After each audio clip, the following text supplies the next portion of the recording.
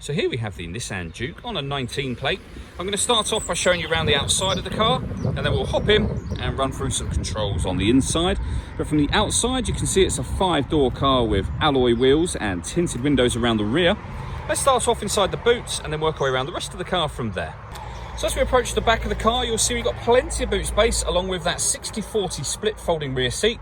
This car also has a 360 parking camera, which I'll show you when we're inside the car. Just briefly before we climb in, I think that's what we're seeing the interior from this exterior point of view. There's plenty to run through on the dashboard, so let's hop in and we'll do that right now. Okay, now that we're inside the car, we're going to start with the dials. On the left-hand side, we have the rev counter, and on the right-hand side, the speedometer.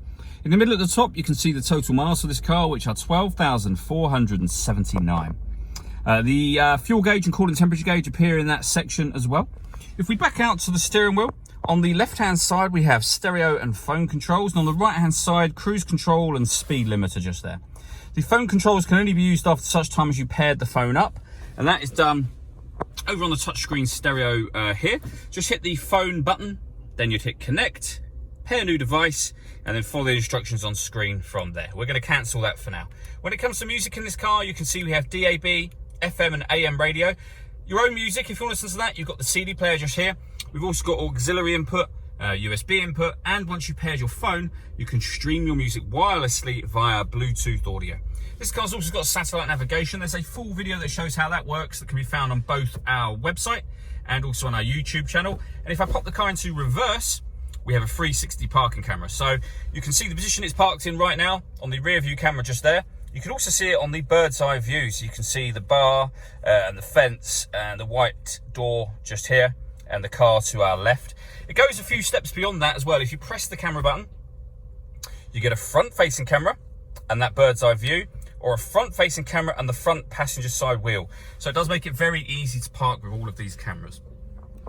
Below that, we have two systems built into this one screen. So we're on the driver mode screen at the moment. You can see that we can change the driving setup of the car from sport, normal, eco. Whatever mode you put it in, you're affecting the engine, the steering, and the climate control for the car.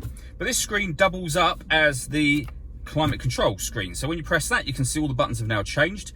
We can adjust the fan speed, the temperature, direction you'd like the air to be distributed in. And then when you're happy with those settings, that button turns the air conditioning on. It's on at the moment when that light shows, so it's off, back on again. Or you can hit that button in and you'll be putting it on auto. The car will then take control of the fan speed and the direction of the air to maintain the temperatures that you've asked for.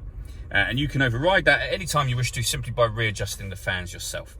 Under that, we have a 12-volt charging socket, as well as the auxiliary and USB inputs that I mentioned a moment ago. A 5-speed manual gearbox, and then both driver and passenger heated seats. All that leaves me to say is thank you for taking the time to watch this video. If you'd like to come and see the car in person and have a test drive, please feel free to call any of our MJA sites. We'd love to hear from you soon.